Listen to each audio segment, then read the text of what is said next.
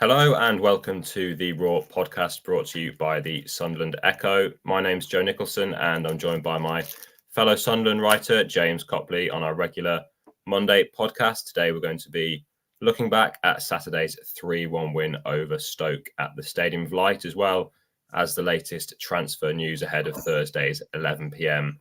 deadline. James, there's a lot to talk about off the pitch in terms of transfers, but we'll start with matters on the pitch against Stoke. Sunderland with a pretty huge 3-1 win for Michael Beale against the Potters. Could have easily been different. There was at that moment in the first half where Anthony Patterson made a big save and then Luke O'Nien cleared one off the line. Sunderland then going on to win the game with Mason Burstow opening and scoring just before half time, and then second half goals from Abdullah Bar and Pierre Ekwa. But what did you kind of make of the game? Just how much of an improvement was it from Sunderland from that pretty damaging defeat against Hull the week before? And obviously it was a huge 3 points for Beale given the unrest at the club over the last week. Yeah, Michael Beale really needed that. I thought it was a good performance. It was far from convincing. Stoke had chances. They caused Sunderland problems with pace. They missed a few good chances. And I think if they'd had a really top-class striker that could finish, I think they could have been ahead. Sunderland killed the game, though, with the 2 goals either side of half-time. You know, there's never a good time to concede a goal, but particularly just before half-time and just after half-time. So to have that both in one game for Stoke City was a bit of a killer. But yeah, I mean, you have to give credit where credit's due. I thought Sunderland's intensity was a lot better, and I thought they looked more at it. I think they pressed a little bit better from the front, which is what you want to see at home. They didn't give Stoke too much room, too much time to breathe. I thought Jack Clarke up against Lyndon Gooch, the return of Lyndon Gooch, was very good. Good to see Abdullah Bar, 2 goals and an assist. I think Patterson did make that crucial save, though, and if that goes in, it could be a little bit different. Stoke's front men were really, really wasteful, and it was interesting to hear Schumacher after the game sort of lamenting the chances missed. And talking about a striker as well, and possibly wanting a striker and all that sort of stuff. So it's not just Sunderland that are in these positions, but yeah, a good win. I thought the atmosphere at the Stadium of Light was interesting because there was no sort of anti-Beale chances feared during the week, but there wasn't any chance for him when Sunderland went 3-0 up and then eventually 3-1. It was very subdued. I think it's going to take a little bit of time for that relationship to be healed. Whether it can ever be fully healed, I don't know. But I think it's a vital first step on the road to recovery. And then all eyes are on Middlesbrough now on Sunday. But yeah, I thought it was a good win, important win for him. But I think, you know, all eyes are on the transfer market now, really. And that's probably what people have tuned in to listen about. Mm-hmm.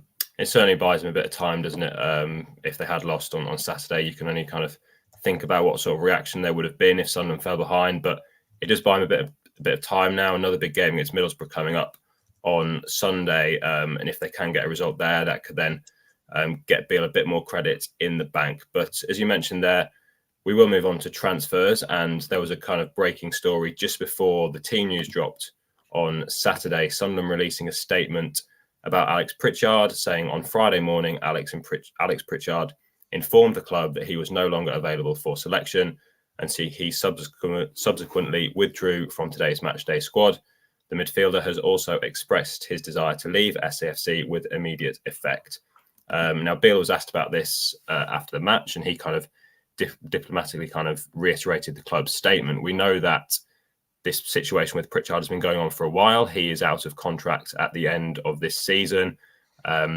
He was not offered a new contract in the summer, and Sunderland were quite prepared to let him leave.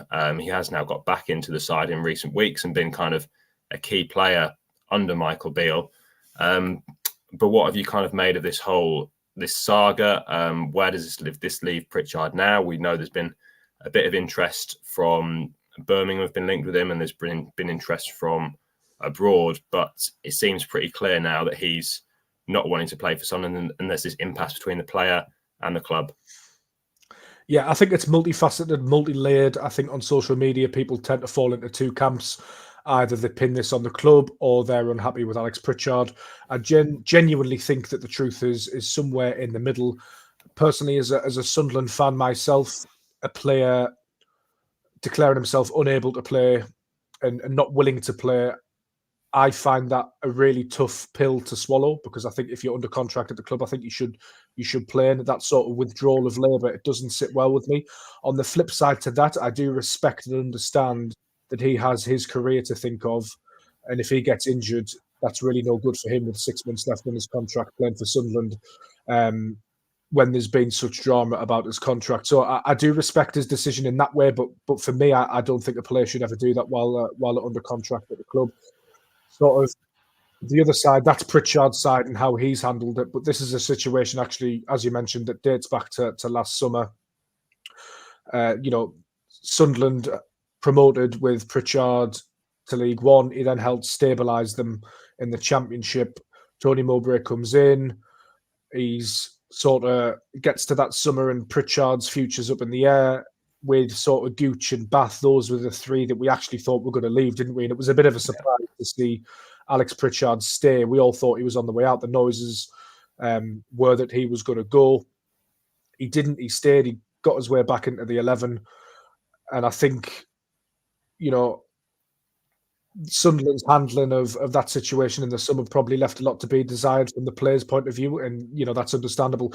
Prichard started performing well, got back into the side, and now Sunderland suddenly have offered Prichard a new contract, a one-year deal. They offered him, a one-year deal. Now, this is where the two key differences are between club and player at the moment, is that Prichard is seeking long-term security.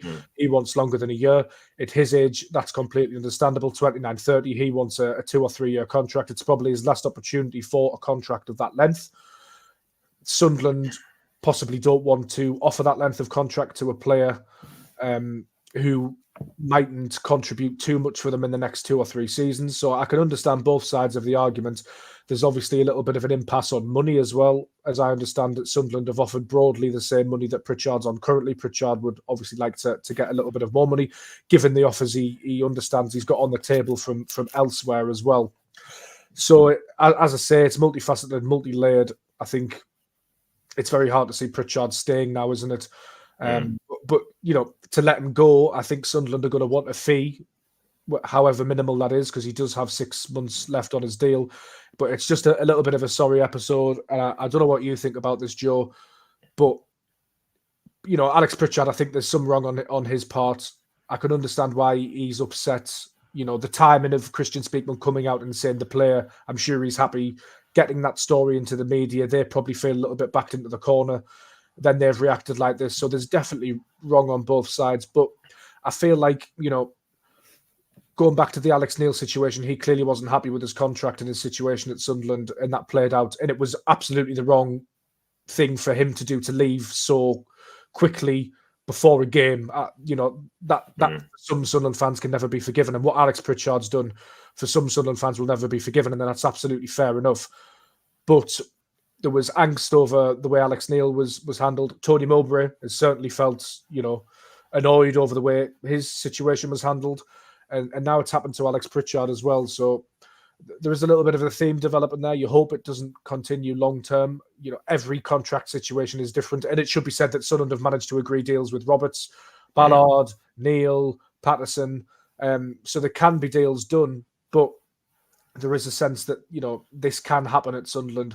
And we are guilty of looking at this in a Sunderland bubble and a Sunderland gaze as well. It does happen in other clubs. It's a byproduct of the transfer window. But perhaps Sunderland have, tried to be a little bit too clever with this one, unfortunately, and it has backfired.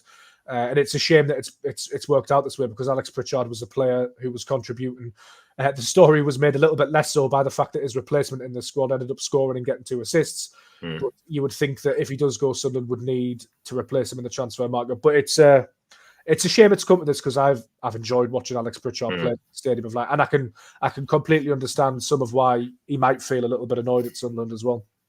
Yeah, I agree, and I mean, the times I've spoken to Alex Prichard, we haven't spoken to him this season. The club haven't put him up, but the times I've spoke to him in kind of recent seasons, he's a player that kind of always wears his heart on his sleeve. If the club and the team have lost a game, you can tell he's really dejected and disappointed. And speaking to other players kind of after games this season, they've always spoke highly of Prichard, how although he's not been in the team, he's kind of that good influence around the dressing room. And and kind of keeping players motivated. You can see when players are walking off the pitch a lot of the time this season, he's been kind of seeing them off the pitch and giving them encouragement after games. So it is disappointed to see how this has ended. But you mentioned Tony Mowbray there, and his Birmingham side have been linked with Prichard, and Mowbray was asked about that after the Birmingham's game at the weekend, and kind of left the door open for maybe a deal there. We've also heard that there's reported interest from abroad in Prichard. We understand in the summer that there wasn't any offers, so Sunderland couldn't accept an offer for Prichard to leave, even though they did seem willing to let him go. But if Prichard does leave, which it looks now likely in the final few days of the season, with him not happy with his situation, as you kind of alluded to there, Sunderland would probably need to bring in a replacement. And considering they already need to strengthen other areas, left back, which we'll come on to, up front as well, it seems that they would need to bring in a replacement for Prichard in quite a short period of time. So do you see that kind of happening now? It's an interesting one. I was intrigued this morning to read your report on the Arsenal 19-year-old loanee that can play right wing, potential loan. You'd certainly think Sunderland would need to get somebody in, wouldn't you? After Patrick Roberts and Abdullah Bar, I'm struggling to think who could play there. So yeah, it's funny, isn't it? Because the transfer window sort of dragged on for quite some time. And it seems to always happen in January that things come to a head in the last sort of 2 or 3 days. And I think that's what we're going to see. There might be some scrambling around for that position. But yeah, it's unfortunate that this has sort of come about, because if you'd asked us really at the start of the season, right wing probably wasn't one of the positions we were really concerned about, maybe back up to Roberts. But and let's actually get it right as well. Alex Pritchard's not really a right winger, is he? He's more of a sort of centre. Number 10. Yeah, number 10, or play a little Which bit is deeper. why in the summer Sunderland brought in O'Sheesh, Bellingham, Dak, because they expected Pritchard to leave. And there is an argument to suggest that perhaps in the summer that Pritchard might have wanted a new challenge, and then that bid didn't come around, and that's actually why Sunderland brought in O'Sheesh and Dak. Who knows? But just back to the Pritchard thing. We brought Dak in, who hasn't managed to contribute. We gave him a contract. But we haven't been able to sort one with Prichard, who's actually contributed. So, yeah, it's a shame, a big shame.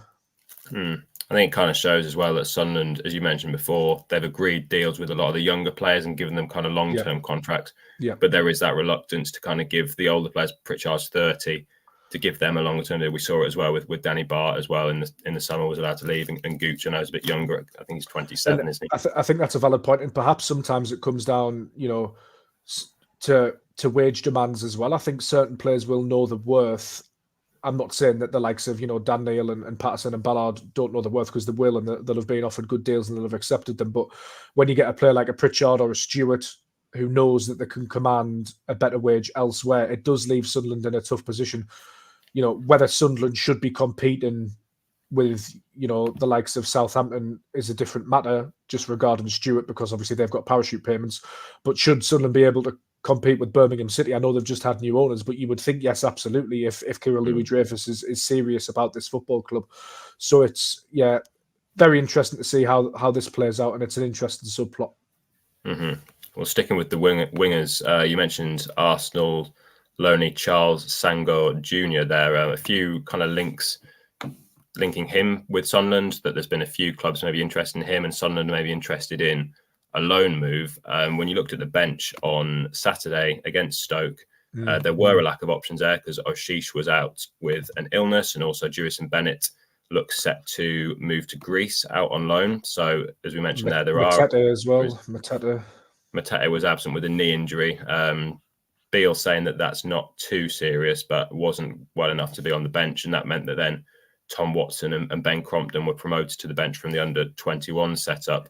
But Sunderland, with a kind of lack of depth on the bench, as we mentioned, Bennett could be going out to Greece on loan, and also kind of reports have resurfaced about Jack Clarke. Now, Christian Speakman spoke to the media last week and kind of reiterated the fact that Sunderland are not in a position where they need to sell Clarke. The money kind of being banded around the figure around about 15 million, with Lazio reportedly kind of making an approach for Clarke. But as Speakman said, Sunderland not in a position where they are in a need where they need to sell.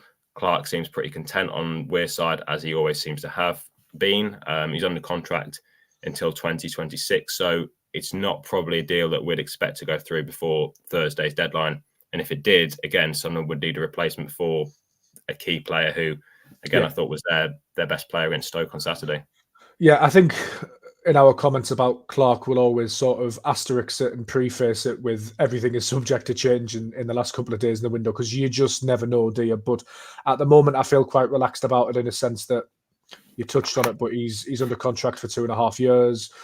He's enjoying it at Sunderland. He's playing well. He's scoring. He's had that experience of having a big money move previously and not working out. Obviously, he was a lot younger then. He's probably more ready for a move now. I just think it makes more sense to reassess this in the summer. Let's be brutally honest. The contract situation is not going anywhere. It's a massive impasse. There's no chance of that being signed, as I understand it, anytime soon, really, unless Sunderland get promoted to the Premier League, in which they would be able to, offer Premier League wages. The wages Clarke will have on the table, should bids be accepted from, say, West Ham or Lazio, will far outstrip anything Sunderland will be able to offer in the Championship. So a new contract is unlikely, and it doesn't really feel like Jack Clarke would go along the Alex Prichard route. You can never rule it out, obviously, but it doesn't feel like that. He would sort of down tools. He seems to be happy. 13 goals this season. I think he got his 3rd assist of the season as well. His numbers are fantastic. But again, I think he signed, Jack Clarke, didn't he, on his permanent deal in the summer after we got promoted from League One. So he'll still be on that wage. Mm-hmm. Obviously, he signed a 4-year deal as well. So he did know what he was getting into. But he's probably thinking, and his camp's probably thinking, well, arguably one of the best players in the Championship at the moment, certainly one of the most productive at a great age. He should be earning more. So you can understand his sort of side of things as well. But yeah, at the moment, I think there will be late interest. Obviously, there may even be sort of those big Sky Sports News inducing yellow banner bids of people coming in for Jack Clarke. But unless it's a lot of money, I can't see it really happening. And I do think in the minds of fans, certainly, it would be such a tough sell to Sunderland fans to sell Jack Clarke now, given our over-reliance on him. And if you sell him now, even if you sold him as we're speaking, how do you invest that money quickly into the squad? It would present so many problems. And I actually think if we sold him in the next couple of days, it would signal season suicide. I really do believe that. So for me, he doesn't go anywhere this window. But, for Sunderland fans, sort of don't hang your hat on that, because you just never know. You just never know in January. But at the moment, I think the situation with Clarke is that he doesn't go anywhere in January, but he's not signing a new contract either. But Sunderland do have the security of that 2.5-year deal. Mm-hmm. Yeah, I agree. Certainly never say never, but I would be very surprised if Sunderland did sell Clarke in the final few days of the transfer window, because, as we've mentioned there, potentially they already need a replacement for Prichard. And then if you took Clarke out of that as well. Yeah, Bennett's already on the way. Bennett's already going out on loan, and that leaves a big hole, and particularly when Clarke is significantly Sunderland's top scorer. That takes away a lot of their kind of attacking play. And again, against Stoke as well, he was given Phil Smith's man of the match for the Echo, and a lot of people thought it should have been Barr, but without Jack Clarke, did those sort of goals happen? Probably not. Obviously, he was instrumental in a couple of them. And just as an aside, credit to Mason Burstow for making those runs, especially for Barr's goal. I thought if Mason Burstow doesn't make those good runs, then perhaps that goal doesn't happen. But yeah, I think Jack Clarke's a brilliant player for Sunderland, and if we're serious about the season and getting into the playoffs, you've got to keep him. Michael Beale needs to keep him. Hopefully, he can keep him happy, keep him playing, keep him fit, and keep him scoring. But as you mentioned, if he did drop out the side, things start to get very sticky. Well, yeah, I think the situation could change in the summer if Sunderland don't go up. I think at the minute now, Sunderland they're still just outside the playoffs on goal difference, so there's still a realistic chance that Sunderland could get in the playoffs and get promoted. And Jack Clarke's at a club in the Championship where he's playing week in, week out. He's the main player. Is he guaranteed to be a regular starter in the Premier League right now? Still a lot of question marks over that. So I think for him, it makes sense to stay until at least the summer, and then everyone kind of reassesses the situation. Sunderland may have will have a lot more of a chance to bring in a replacement if they do decide to sell Clarke and get good money for him. But I think now, as you mentioned, it's too late, isn't it? It is, and the thing is with Lazio as well. I love the Italian leagues. But with all respect to Italian football, it is very defensive indeed. Like, to be a good attacking player over there, it does take a little bit more because, teams do sit in a low block, very, very defensively minded. Would he get the space he's getting now? Obviously new country, new language. I'm sure that Jack Clarke would find a way because he's that type of player. But, that's another move if he went to Lazio. I don't know where his head is at with it, but I'm sure he'd be compensated well. But it would be, without wanting to criticise him, because I'm not, it sounds like I am, but I'm not. But it would be hard to make that sort of move work, I think, to go over there, new language in January, hard to settle. So I think it would be best served staying at Sunderland for the next 6 months and then reassess again in the summer. Mm-hmm. Just another one while we're still on kind of attacking players. Amad Diallo is a player that's kind of been spoken about a lot over the transfer window. He was in the Manchester United squad to play Newport against on Sunday. Was an unused substitute. We know that Sunderland have been tracking his situation. When Speakman spoke to the media on Thursday, he said, he's a player that we've still been tracking. Obviously, he's a player that we'd want to sign after last season. Not sure if that's going to be possible because it seems like Manchester United want to keep him around for the second half of the season. He's just back from a knee injury, but the fact that he's not even coming on in the FA Cup against Newport kind of leaves that question hanging there. And maybe there's still a chance that if he does get loaned back out to a club in the Championship, it seems that Sunderland is the club that he would prefer. So still a bit of uncertainty there, but not completely ruled out. And Sunderland do seem well placed if Manchester United do decide to loan Amad back out for the second half of this season. Yeah, another interesting subplot. I think we're all sort of daring to dream, aren't we, that Amad could find his way back to the northeast. It's really interesting. I couldn't believe that he didn't start against Newport, who are a League Two side in the FA Cup for Manchester United. Or even come off the bench. Yeah, it's just, when's he going to play if he's not going to play against Newport? He was the best player in the Championship last season, arguably, and he's not playing against Newport. Obviously, he was ill for a little while, but surely if he's fit enough for the bench, he's fit enough for Eric Ten Hag's starting 11. Then he doesn't come on when Man United are 4-2 up, 3-2 up. It's very strange.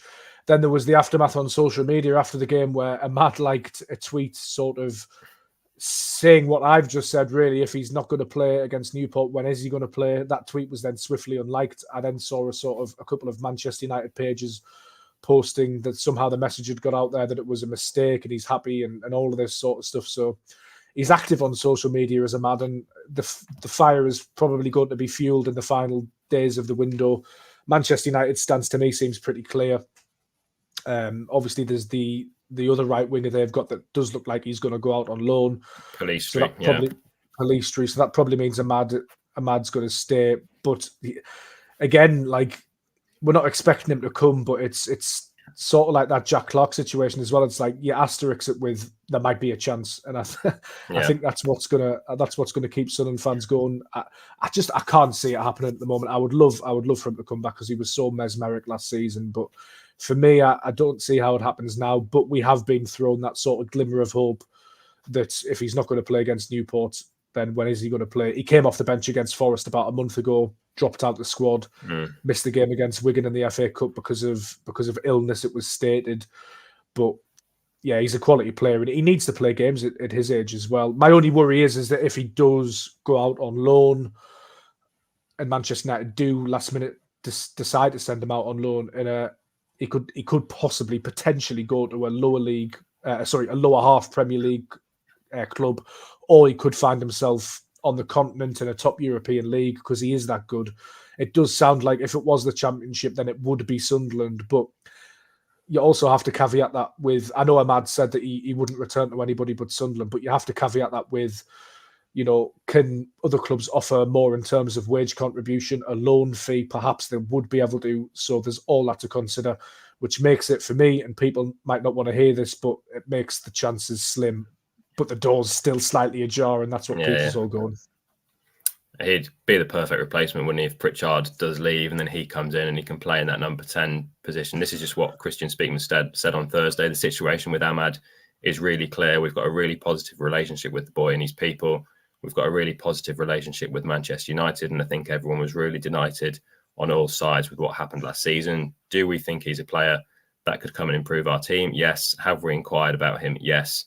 Have we kept in contact? Of course we have. So, as you say, leaving that door open, but it does look like kind of Manchester United want to keep him. So we'll keep an eye on that one.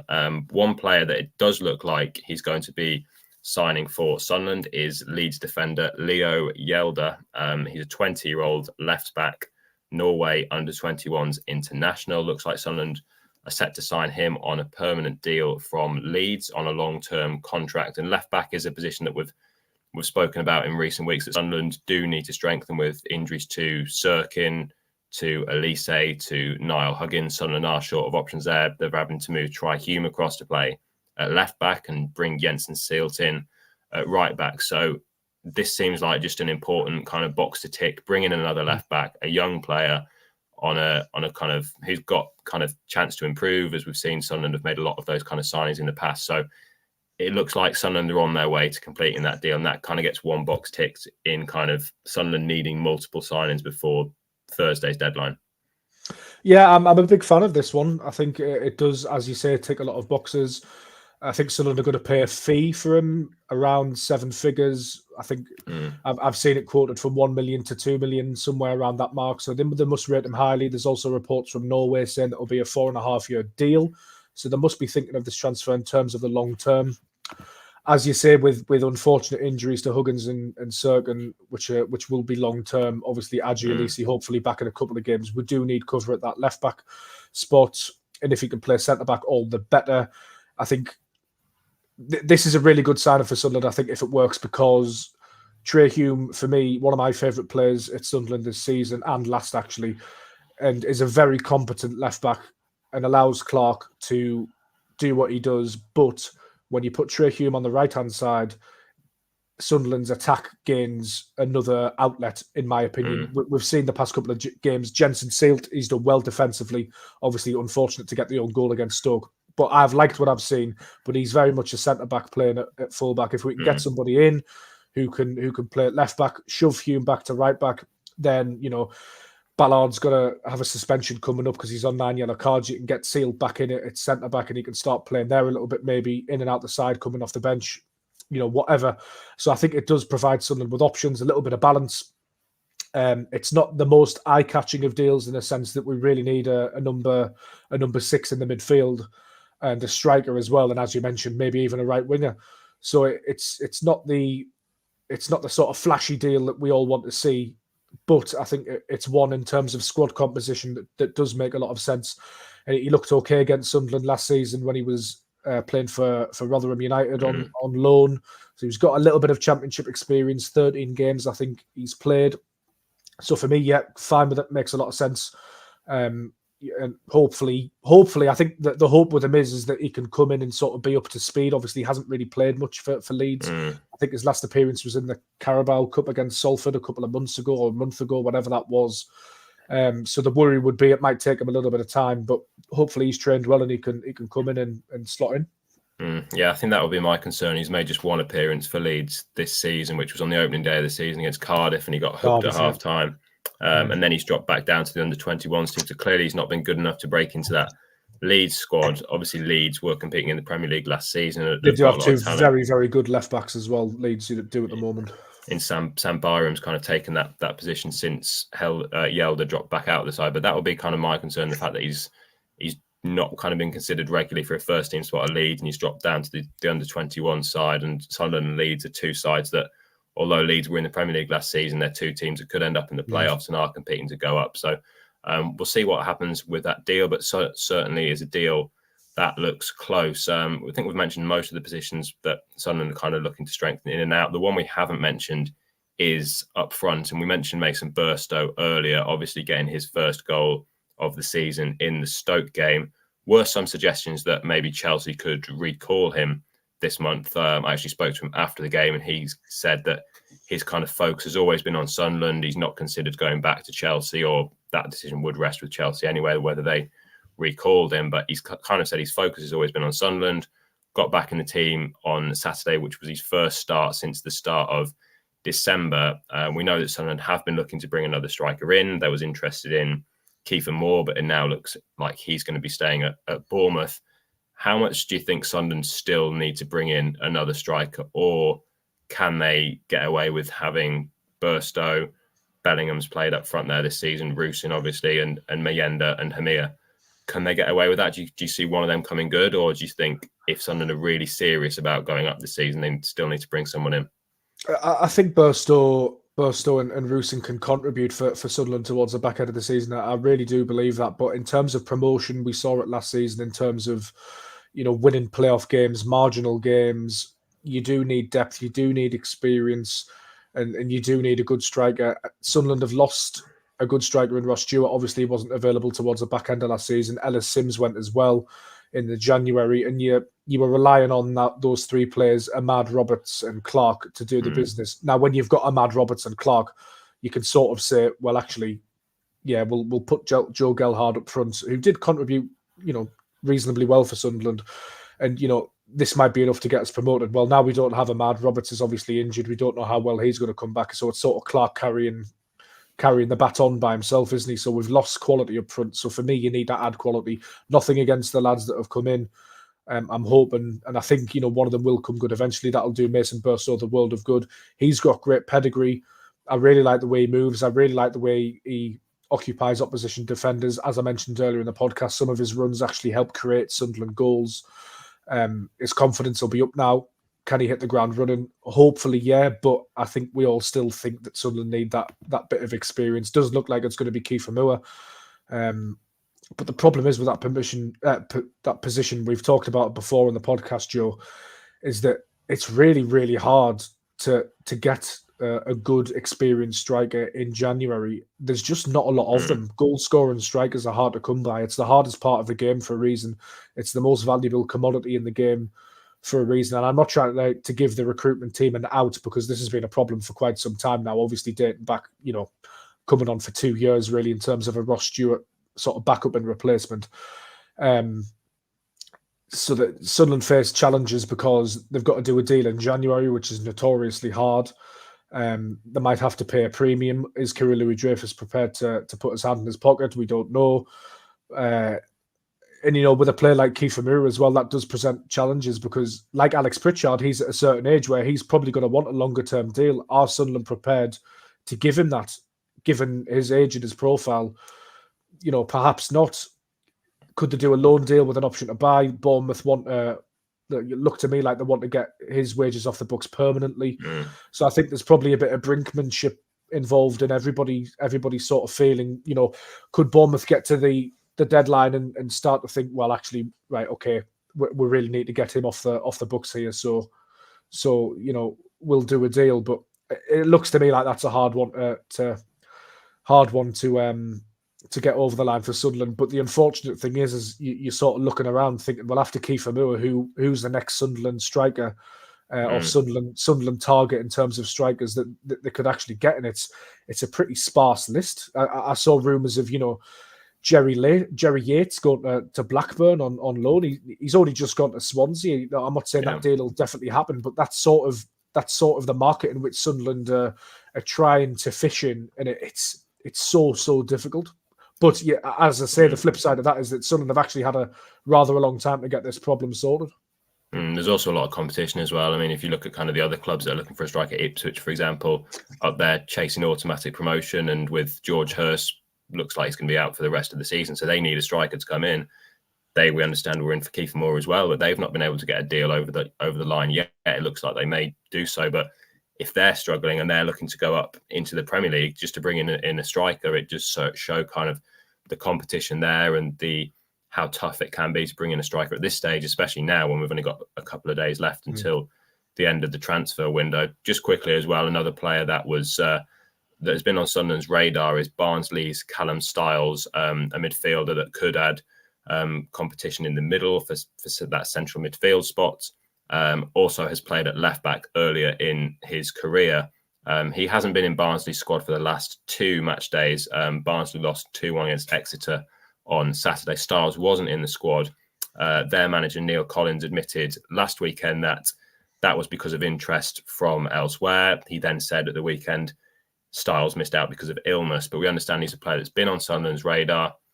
Talks have taken place, but Colin's saying on Saturday that there's been kind of no progress there, and Styles is no close to leaving the club. So that's another one to keep an eye out on in the final few days of the transfer window. We'll wrap it up there. And you can listen to this as a podcast wherever you listen to your podcasts, Spotify, Apple, YouTube as well.